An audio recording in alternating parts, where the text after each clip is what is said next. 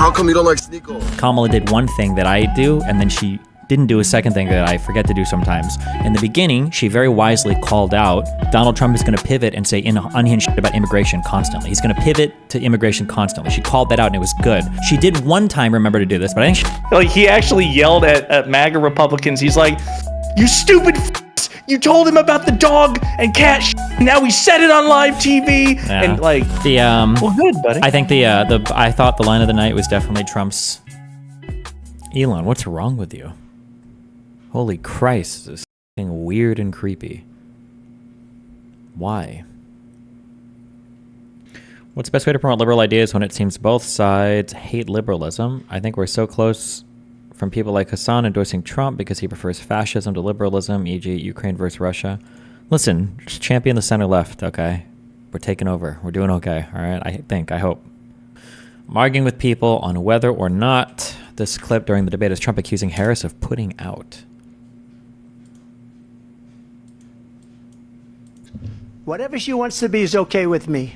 But those were your words, so I'm asking. asking. I don't know. I mean, all I can say is I read where she was not black, that she put out, and I'll say that. And then I read that she was black, and that's okay. Either one was. No, he means that she like put it out. Not he doesn't. That wasn't like a sex joke at all. He just means that she put out that she was black. How come you don't like Sneeko? Oh, he's a piece of shit. You like him? Yes. How come you don't like Palestine? I like Palestine. No, you don't. Why do you say that? Because, bro, you're. Wasn't she in the IDF? Yeah. Oh, damn, that's crazy. Mandatory service. That's She was born sad. there. That's terrorism, bro. She was born there. That's sad. I feel bad for you guys. Ethan Klein, bro, you're ugly as fuck, bro. You're ugly as shit. You look like a rapist, bro. Look in the. You look like a fucking rapist, Ethan. Why would you post this? Okay. The response to this was so dumb. If I could just get a yes or no, because your running mate, J.D. Vance, has said that you would veto it if it did come to your desk. Well, I didn't discuss it with J.D. In all fairness, J.D. And I don't mind if he has a certain view, but I think he was speaking for me, but I really didn't. Look, we don't have to discuss it because she'd never be able to get it, just like she couldn't get student loans. They couldn't get student loans. They didn't even come close to getting student loans. When I was talking to that one guy last night, I actually can't tell. I don't know if people know what Roe or Casey was about. And I might have even used this phrase before, and I shouldn't have because I didn't think people could interpret it so stupidly. Roe v. Wade or Dobbs didn't send abortion back to the states. It didn't do that. It sent it to the legislature. Now, the federal legislature, the Congress, is probably not going to act, so it's going to go to the state legislatures. They'll probably be the ones to act, which is what's been happening. But it wasn't like Roe and Casey these were not federal bills. This wasn't like federal legislation, and then they got overturned, and now states can do it.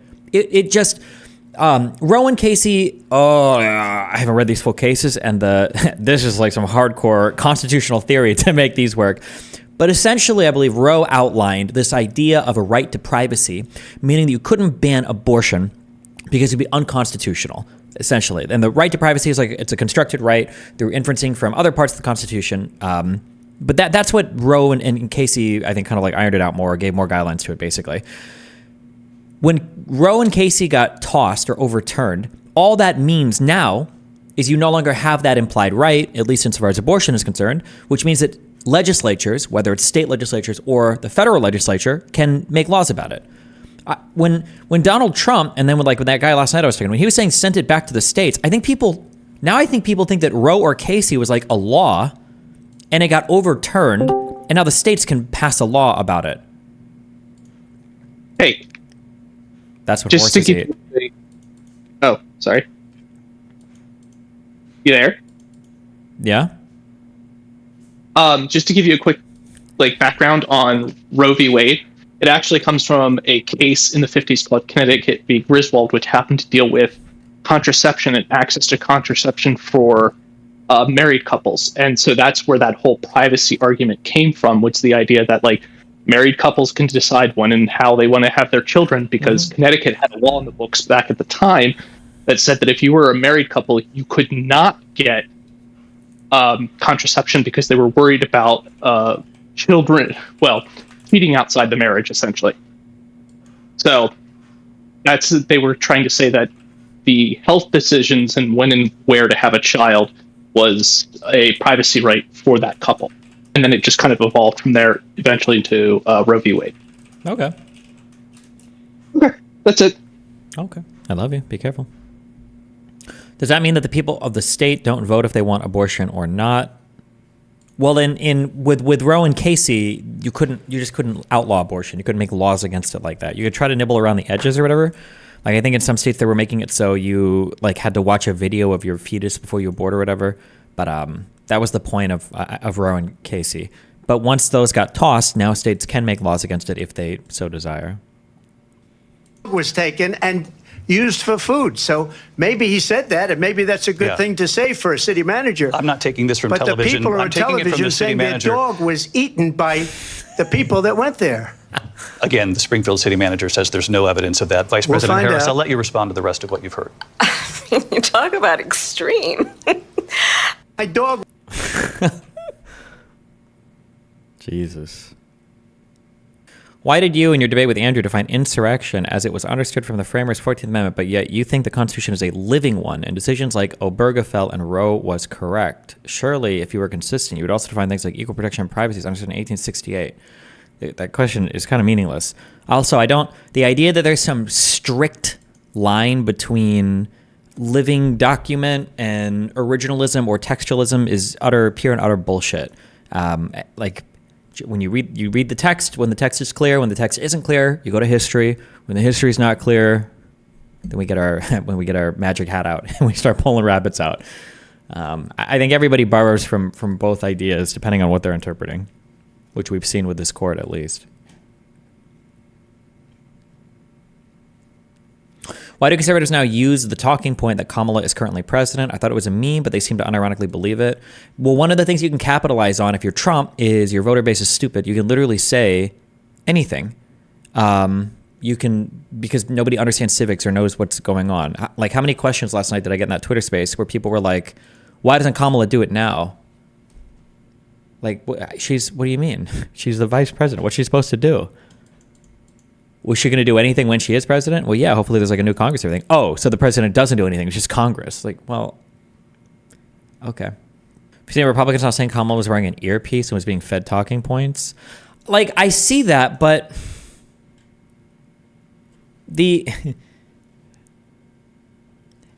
people were saying that Kamala was fed the questions beforehand, but the like 4 things they talked about were things that have been in the media for a month at least.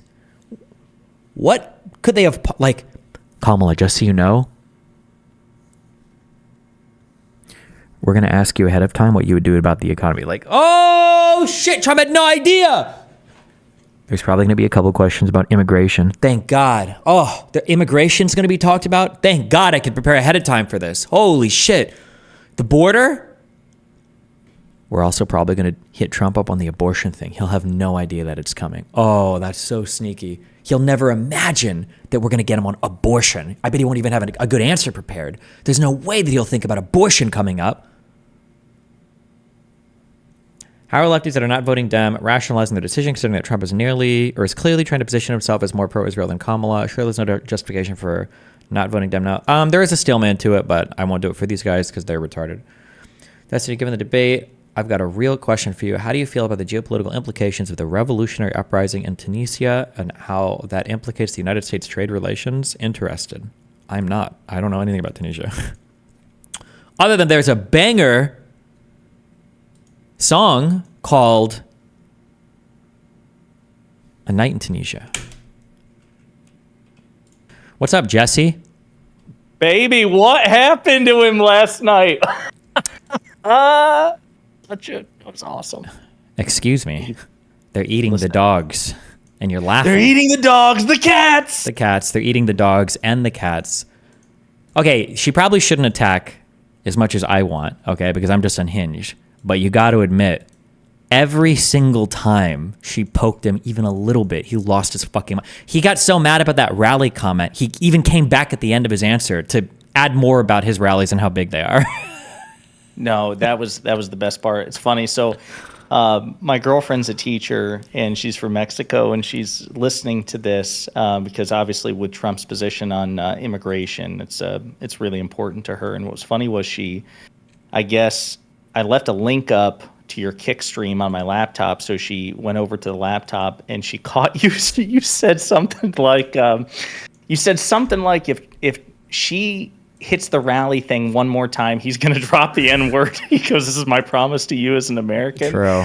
It made her laugh. I mean, I was stunned at how quickly he fell apart. I mean, I was pretty optimistic about the entire debate, which is unlike me because I'm very cynical. I'm not like IRI. I usually think the glass is half empty. But Sure. yeah, she saved that. She had that in her back pocket, I think, and she deployed it pretty well because the topic was immigration, and that's a losing issue for Democrats, according to the polls, even though it probably shouldn't be, given what Trump did to that border bill. Mm-hmm.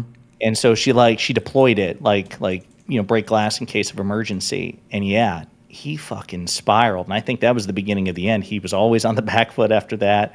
I don't even know if he answered the follow-up question. I don't think he gave a single answer to it. He's like, "We got to talk about the rallies." He didn't answer first. a single question posed to him for the entire night. It's actually very frustrating.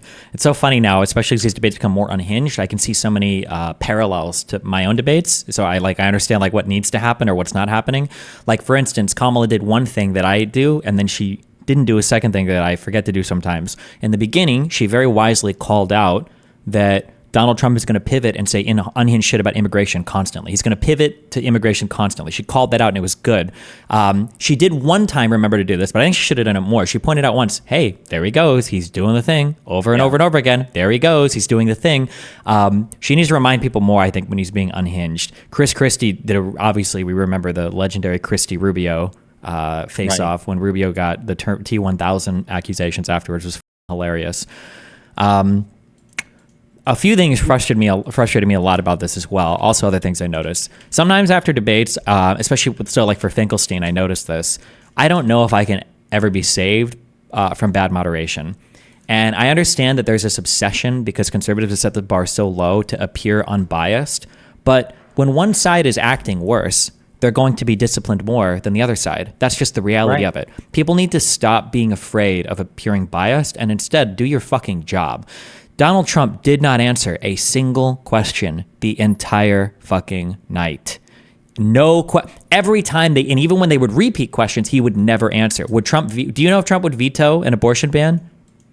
No, I sure don't. No, you don't. You don't know any of his policies. You don't know how he would address any issues. You don't know anything about anything because Trump didn't actually answer a question at all the entire night. And Donald Trump got the last word on every single question. And the one time she tried, she got annihilated. She got cut off by both moderators. Yeah. Right. Yeah. Basically telling her to shut the fuck up. I mean, yeah. So a couple of things. Yeah.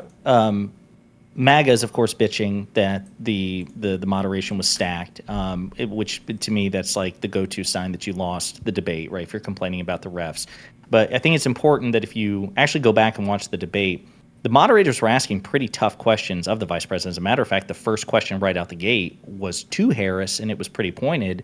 Hey, most Americans think that your administration's shitty and that they were better off 4 years ago. Do you want to make that case to the American people that they are better off 4 years ago? And the sad thing is, of course, objectively speaking, we are better off than we were 4 years ago because 4 years ago was 2020, and Americans tend to forget that.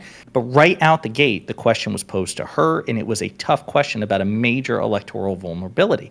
And then at other points, basically calling her a flip-flopper, like, "Hey, you flip-flop all the fucking time. Do you want to tell Americans why you're such a lying, so-and-so?" And so she had to answer that. And there was even one, and I'm always kind of surprised that moderators tee this up, but they even teed her up to basically defy President Biden on Gaza. Hey, what was your one thing that's administration- very annoying, she can't say this out loud because it sounds bad, but every intelligent person knows this. If she does have a significantly different or a different direction she wants to head on Gaza, she can't fucking say that right now as the vice president, right? It puts her in a very weird spot, yeah. No, 100%. And that's the thing that frustrates me because Dana Bash on CNN asked the same question during the joint interview between Harris and Waltz. And again, MAGA was like, "Oh, that was such a fucking softball interview." No, if you actually pay attention to the questions, they're pretty challenging. She's asking the sitting vice president to publicly critique or defy her boss, the current president of the United States, on a position over which she has no constitutional authority.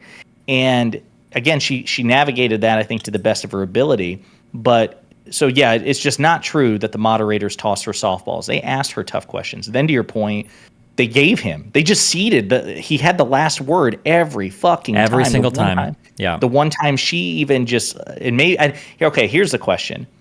What should she have done? Should she have said, no, you give him the last word all the time? She should just fight for it more. She should fight for it more. If she did, they'll let her. It's just like Pierce on my shows. You see it, right? Like if you start talking, even when Pierce is like, well, we need to move on. If you just keep talking, eventually they'll let you do it. Like they're not. Rarely are they going to cut your mic, and it's almost because it wouldn't be good TV to cut your mic. Like if you feel so strongly that you want to say something, then they know it's probably going to be better for you to just say it. Yeah. So you got to keep pushing. Yeah. Well, I guess it goes back though to that gender race dynamic that we talked about, yesterday. Like, do you think that she would be tarred as a bitch? Like basically, like she's bitchy if she does it. Trump is strong when he does it. Do you think? No, like I said before, I don't know if it's being black or I don't know if it's her just the general demeanor that she has. I feel like it's not the same. I feel like she doesn't have that same issue like Hillary Clinton did. But yeah, I don't know. The one thing that I thought was also, I think Kamala needs to change this, and I don't know if it can be changed or if she does this naturally. She has when she speaks to people, her natural just speaking in cadence is fine. It's good. It works well. I feel like when she's doing debates or when she's on stage, too much she's trying to speak in the most like eloquent, quotable manner possible. And I feel like if she would just like turn it down a little, bro, this guy next to you is actually fucking insane. Just give like a normal response and kind of like laugh a little, like have fun, like loosen up. Like it's okay. Not everything you say has to be quotable, in a future history book. Just like chill a little. You don't have to give a Churchillian speech, especially when your opponent has like a 6-word vocabulary, right? I mean, so reportedly, I mean, I read this months ago. I don't know if it's true, but I know it was reported that she suffers from like some degree of stage fright.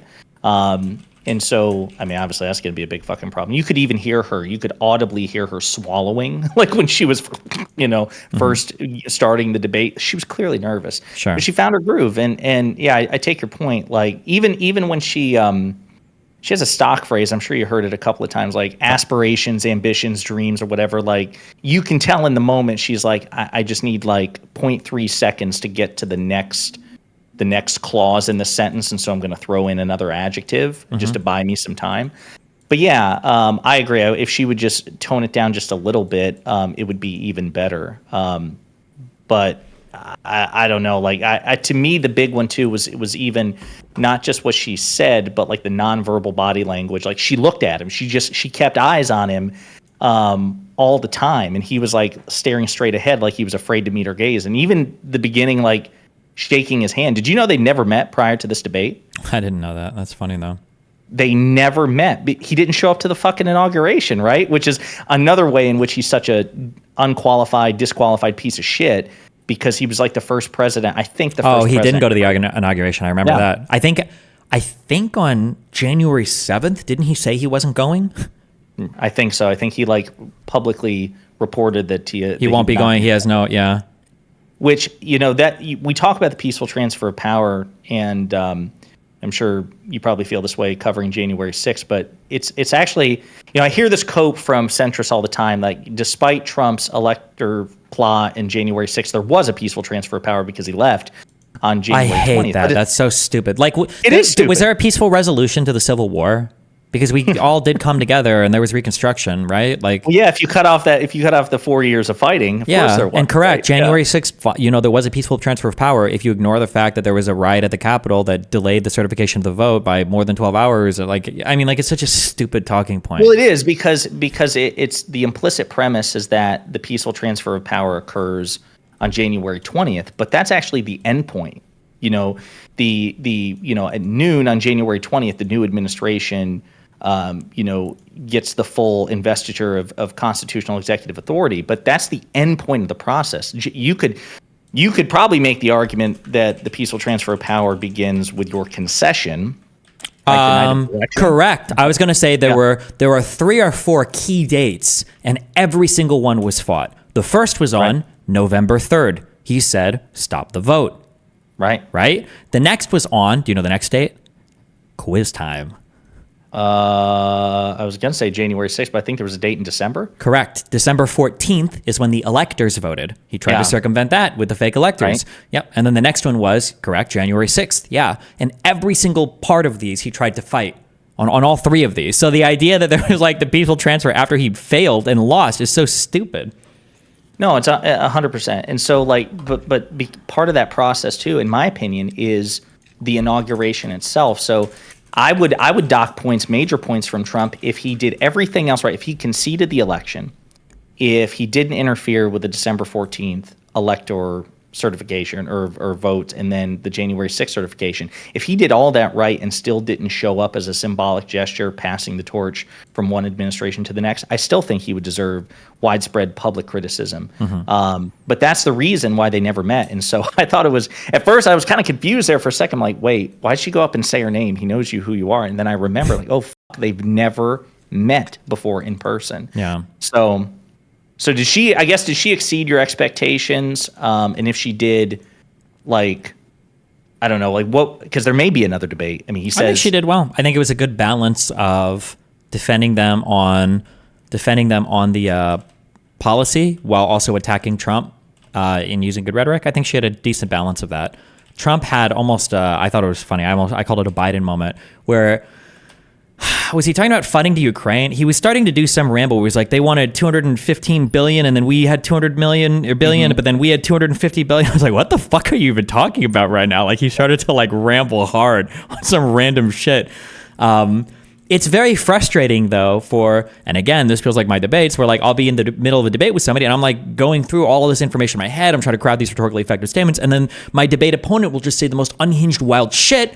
And the moderator's just like nodding his head at both. And it's like, Jesus Christ. Like, I'm like, my brain is working 150 miles an hour here to try to keep up with everything. And the other dude across from me is just saying wacky, random retard speak. Like, what the fuck am I supposed to do? Like, holy shit. And yeah, that was Donald Trump not answering a single question all night. Again, I don't think it'll happen. Maybe it shouldn't even happen. Maybe she will come off as bitchy. She does it. I still want Kamala to ask Trump a question. What do you think Roe v. Wade was? You keep saying it threw it back to the states. What do you mean when you say that? That's not really true, right? What do you think NATO stands for?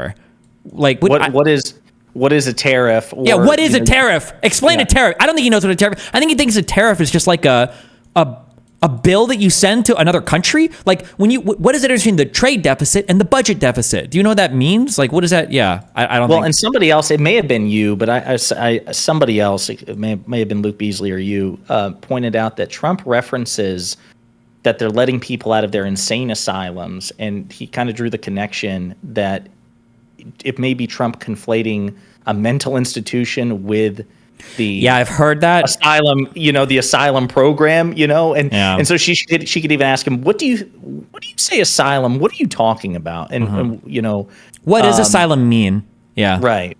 What are the three branches of government? All these things. I mean, I think he would fail a basic civics test. Absolutely. Without a teleprompter, or she could even roast him. She'd be like, "Hey, listen, I heard you had trouble the other day when somebody asked you to explain how you would reduce the cost of childcare. I'm going to give you 30 seconds of my time if you want to mulligan and explain what you're going to do to cut childcare costs."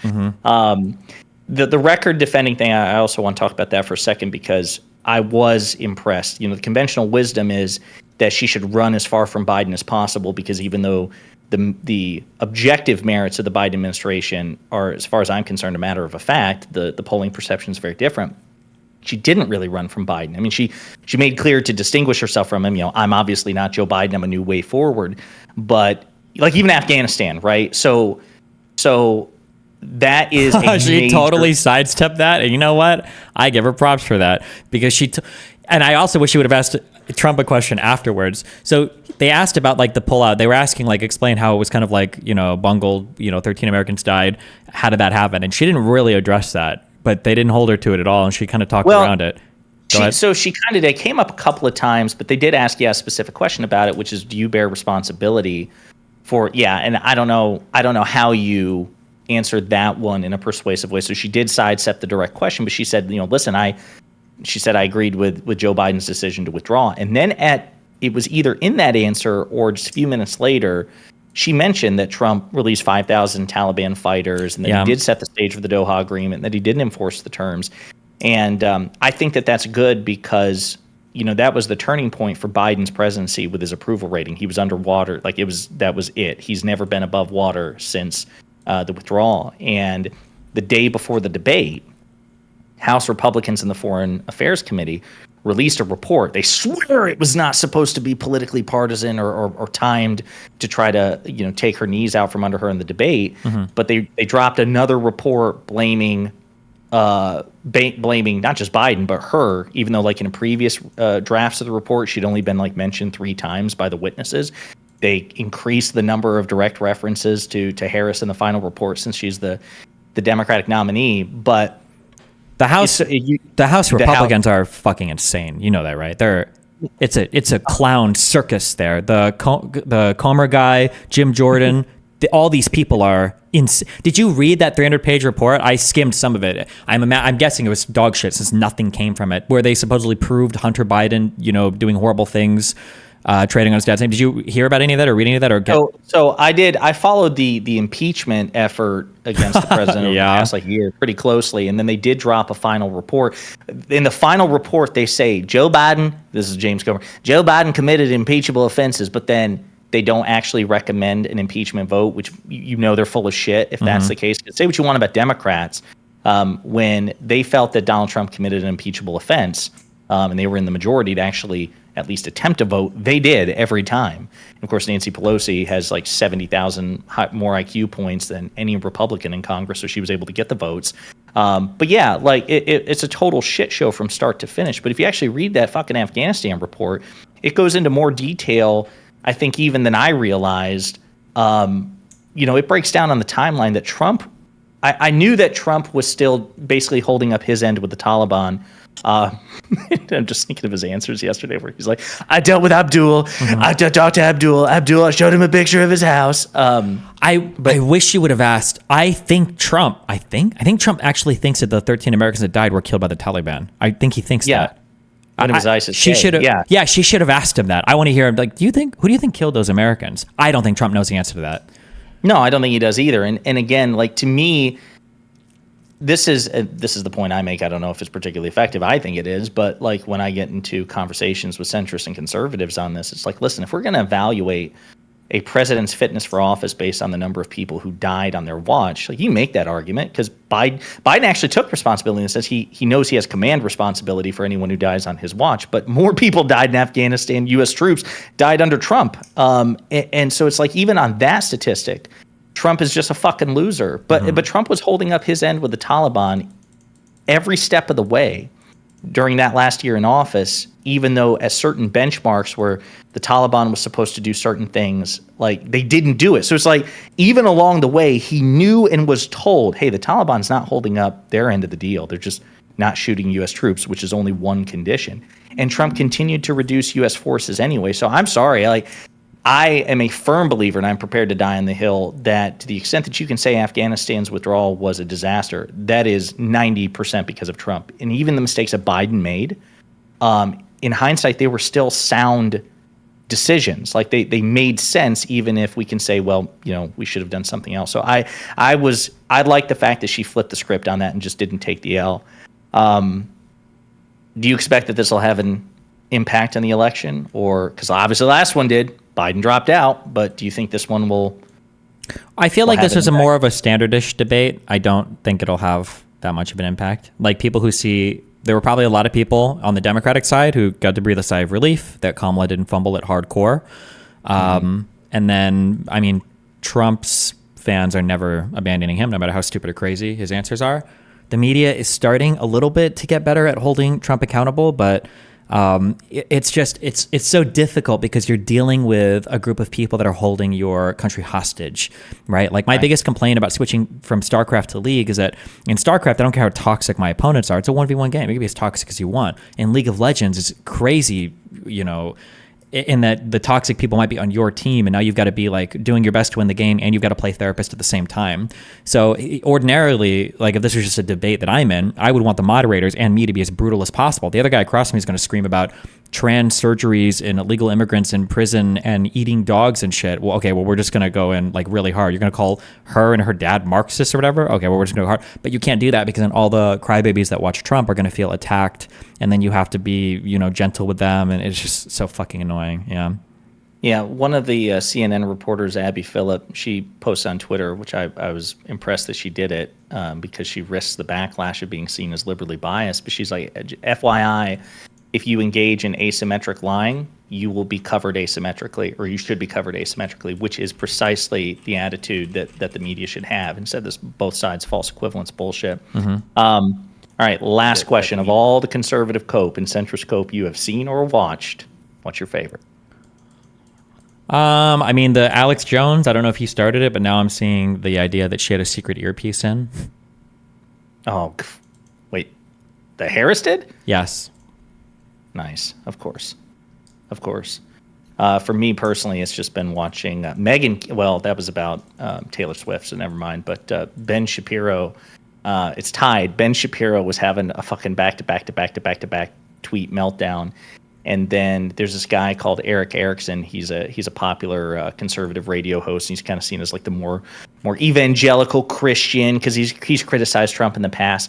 Well, he went on an all caps like dropping F-bombs and like shit multiple times and multiple tweets. Like he actually yelled at MAGA Republicans. He's like, "You stupid f***s! You told him about the dog and cat shit. And now he said it on live TV." Yeah. And like. He's just yelling at other Trumpers. I don't know, man. That's I funny. love it. She may still lose the election. It's going to still be very, very close. I have no doubt about it. But just for a brief moment, we can savor. Hopefully, savor what happened last night. Well, good, buddy. I think I thought the line of the night was definitely Trump's.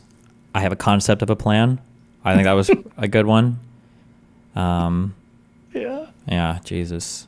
No, I mean, and you said it in what I saw towards the tail end there. That again, if you just play the litmus test, that okay, scratch out Trump's name, keep a Trump quote, scratch out his name, and slap Joe Biden, Kamala Harris, Nancy Pelosi, Hillary Clinton. You slap any Democrat in front of that quote, and it's just covered radically differently. And I do think, I know you've got a debate with Wick tonight about the Supreme Court, and so I'm just thinking like of like bigger institutions like the court and the media.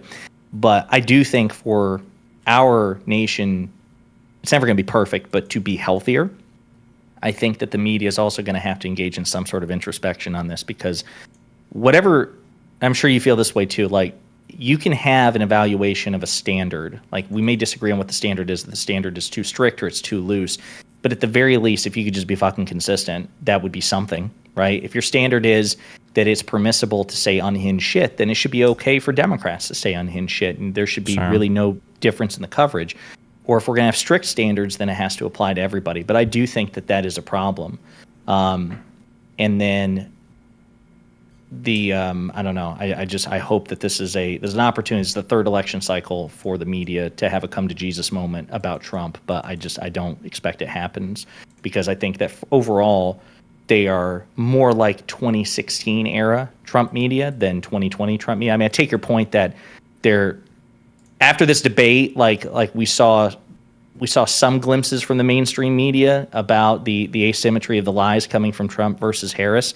I just think overall they've really shit the bed on covering this. Yeah, so absolutely. Trump had that whole "I don't talk to JD Vance." That was really funny.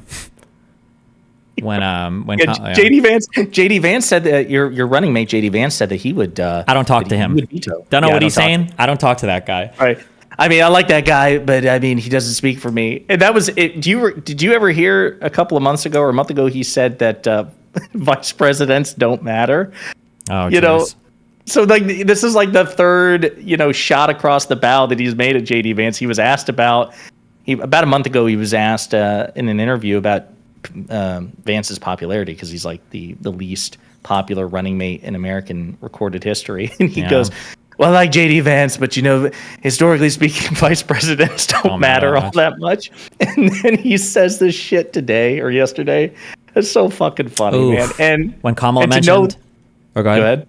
No, I'm sorry. You go ahead. When Kamala mentioned his 6 bankruptcies, that one irritated him. I don't think he really responded. Yeah, she said it. A guy that inherited like $500 million and used it to file 6 bankruptcies or whatever. He didn't like that one, but he didn't even get a chance to respond to it, or he didn't because his answer rambled on other shit.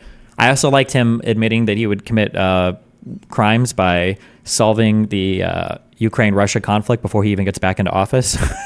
Yeah, bro, like he's said shit like that before. That's a Logan Act violation. If he's done anything, like if he's actually engaged with foreign leaders in any meaningful way besides like a hey, how you doing? Like if he's actively attempting to influence foreign policy, that's a Logan Act violation right there. I don't know if they'd ever. I don't even know if he knows it's illegal though. He's just fucking retarded. He's an idiot. Yeah, he's just a dumb fuck.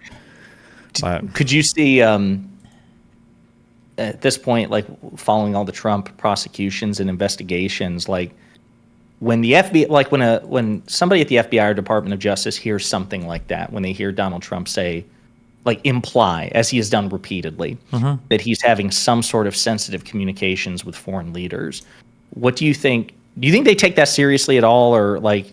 I mean, I'm sure it's always like cause for concern. I'm sure they're always like keeping their eyes open, but.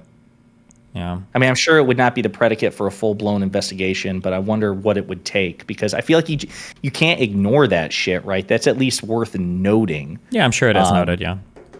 Yeah. I wonder if I wonder how different, maybe I'm just crazy, but I feel like it could have potentially been really scary if Trump would have picked RFK as his vice presidential nominee. Yeah, I don't know. I mean, like, RFK was polling decently, right? Like 7 to 10% is decent for a third-party candidate. I wonder if that would have been a way stronger choice. Well, let me ask you. So, I think it's a fair question. I mean, I have no doubt, compared to J.D. Vance, that it would have been a better decision, because J.D. Vance brings you nothing.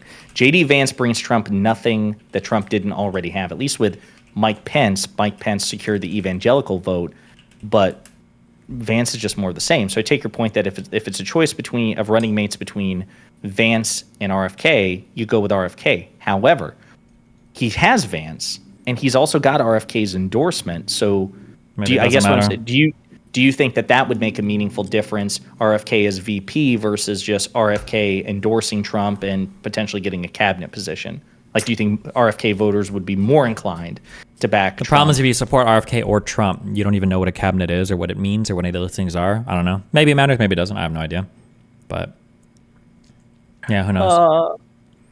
Are you, when I came into the conversation the other day when you were talking with Dan about bridges, I think I mentioned like Vivek Ramaswamy and a couple of other people. Do you think that at this point there's a potential of getting some of these debate bro Trump supporters, these higher profile David Sachs, Vivek Ramaswamy's on the show?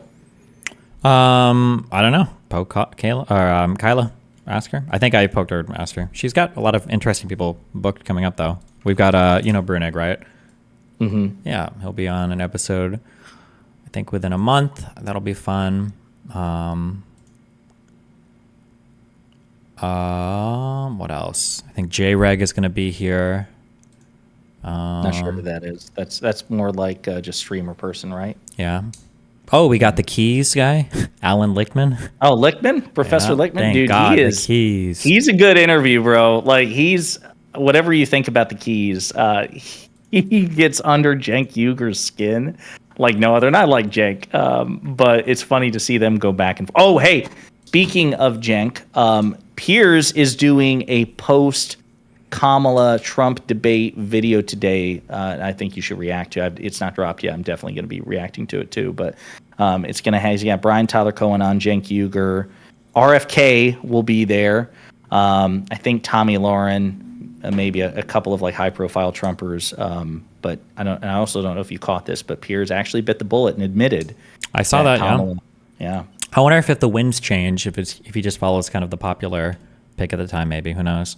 But when I interviewed Mehdi Hassan the other day, and he said that it could be that Piers is just generally conservative, and I certainly think he's more conservative than he wants to admit, but he thinks that also that Trump is likely to win the election. He feels that the winds are blowing in Trump's favor, and that's why he's kissing his ass so much. Mm-hmm.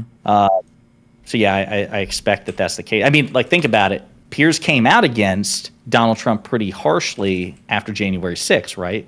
And yeah, but again, I feel like everybody did because people thought the winds were changing, but then slowly but surely. Right, but that's what I'm saying. Like that was him being opportunistic, right? Because that James O'Brien interview that you watched, that's another guy I think that you should try to have a conversation with. He is so good at what he does. Sure. He is the British destiny. He, kind of pointed that out. Like Trump. That interview took place prior to the 2020 election. It was in 2020, but it was right before the election. And James's point was Trump is who Trump is, and anybody who saw Trump prior to politics would know that he was manifestly unfit for office because he's not some sort of, Emperor Palpatine mastermind who reveals his true colors at the last second. And Pierre's like, it's kind of equal good, equal bad. Then January 6th happens after the election. So Trump is a loser at that point. He's officially lost. And then it seems pretty clear that Pierce then and only then felt comfortable about criticizing him so harshly. He was prepared to burn that bridge. And now he's doing everything in his power to rebuild it. So I'm kind of inclined towards your interpretation, which is that he just knows what the content is. And right now he thinks the winds favor Trump. But yeah. Well, good, man. It was good catching up with you on this. I hope you enjoyed the debate and were pleased by her performance. I was very happy with it. And I'm feeling much more optimistic about the election than I was prior. I know it's probably not going to shift it majorly, but Taylor Swift also came out and endorsed Kamala too. And she's potentially a game changer. Yeah. We'll see what happens. Yeah. All right, buddy. Well, good luck with the rest of the J6 stuff. Talk to you later. Careful, babe. Love you too, buddy. Bye. There was a link I clicked last night about like a focus group of 23 people and who they thought won the debate. They each had comments though. I wanted to read the comments. Does anybody have a link to that? I don't know what link I clicked, and I've opened so many things. Would you like to make a friendly wager on the election? No, I feel like it's 50-50 right now. I have no idea. Yeah, that's exactly why I would make a 50 wager. Yeah, but then that just sounds like a gamble. What do you want to wager on? That's what a wager is. How much are you comfortable? Oh, fuck. 10,000? You're voting for Trump and I'm voting for Kamala? Yeah, 10K straight up 1-1. Via PayPal? Yeah, we can do it on PayPal.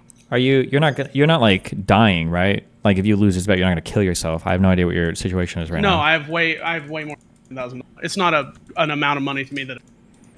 Let's keep it reasonable. Let's do 5K. All right. Okay.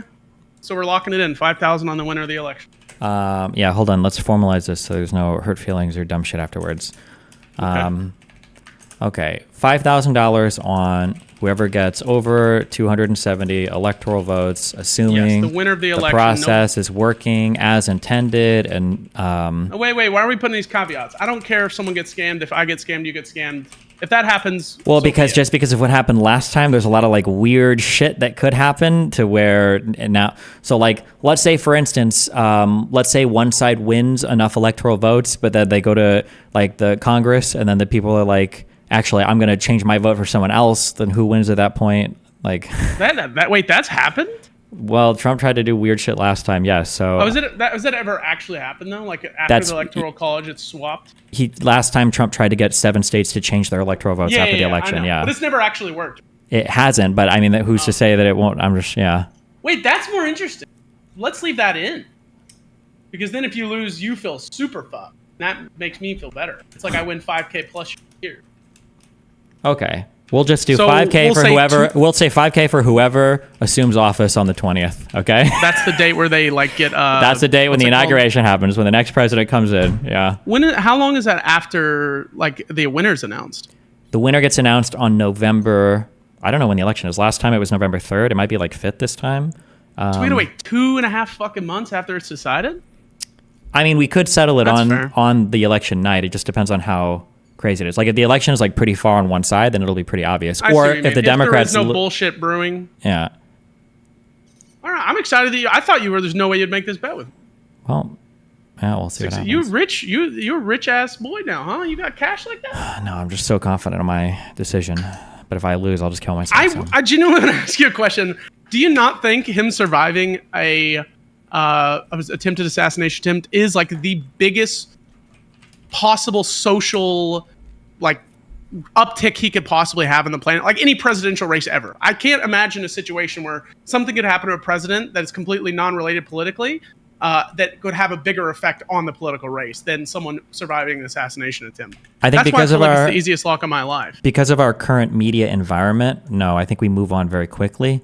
There might have been a chance for that not to be true if it would have been like if he would have actually gotten shot instead of had like an ear bleed maybe, but no, that picture though, man, the fist in the air. Yeah, I mean it was That all goes crazy. Yeah, for like 3 days. Yeah. That's true. Well, how the fuck did people forget that? He almost got murdered. People are like, oh, it was cool for a week, dude. Our media environment is crazy right now. Yeah.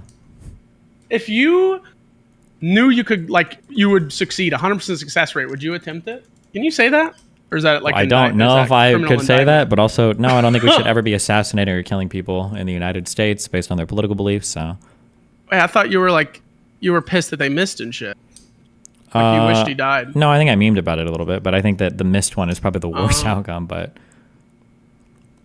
all right, well, that's about covers all my bases. It was nice speaking to you again. I love you. Be careful, okay?